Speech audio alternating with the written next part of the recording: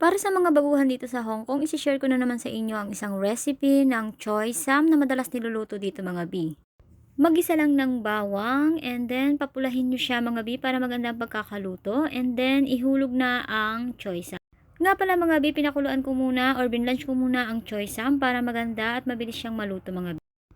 Pagkatapos nga niyan, nilagyan ko ng chicken powder and konting salt. Pampalasa lang yan. Konti lang mga bi dahil ayaw nila ng maalat.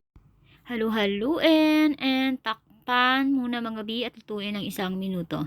Tcharan! Ito na nga po pala ang choy sam with garlic. Thank you for watching mga bi. Huwag po sana kayong magsawang suportahan ng mga video ko. Bye-bye!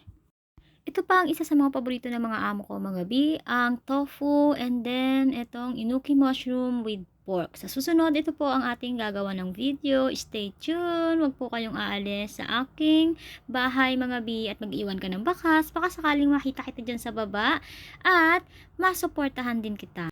Sa mga katulad kong content creator, ito lang pong may papayo ko sa inyo. Huwag po kayong susuko at magpatuloy lang po kayo. Siyempre, andito po ako para suportahan po kayo mga bi dahil nagsimula rin po ako sa talagang 0 views and 0.01 earnings. Okay mga bi, thank you for watching. Bye-bye!